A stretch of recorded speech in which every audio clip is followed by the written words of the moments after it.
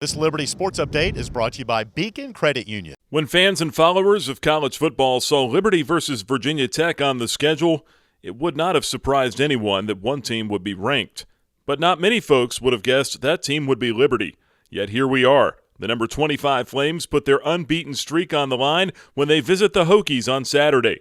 A win would give Liberty its first 7-0 start in program history. I don't think there's any of us that thought, hey, we'll be sitting at 6-0 at the break and headed in to play Virginia Tech. And we certainly haven't been perfect as individuals, but we've been perfect together to this point. So it's quite rewarding. And obviously to be in the top 25 this week will be a memory and a keepsake for all of us for years to come. Saturday's game in Blacksburg will be just the second meeting between the two programs. Virginia Tech downed then FCS Liberty 36-13 in 2016. Justin Fuente's first game as the Hokies head coach. This time around, Fuente sees a very different-looking opponent. Liberty's ranked in the top 25, deservedly so. Offensively, they're averaging 40 points a game. They beat the brakes off one ACC team already.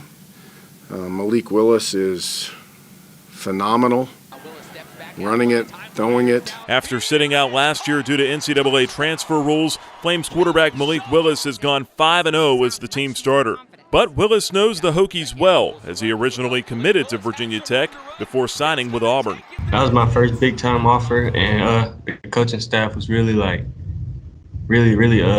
nice, really honest about what they thought about me. You know, they said they wanted me to just be at their program. They wanted me to either play quarterback, receiver, or DB, and I was like, that's a long way for me to go somewhere and not play what I wanted to play. So Willis leads all quarterbacks in the country in rushing yards with nearly 100 per game. But the Hokies have found a pretty good quarterback of their own in Hendon Hooker. Hooker is 8-3 as the starter at Virginia Tech. This year, he leads a Hokies offense that averages 473 yards per game, third best among Power 5 schools. But it's not all Hooker. Hokies running back Khalil Herbert leads the nation in all-purpose yards and has gone over 100 yards rushing in every game but one this season.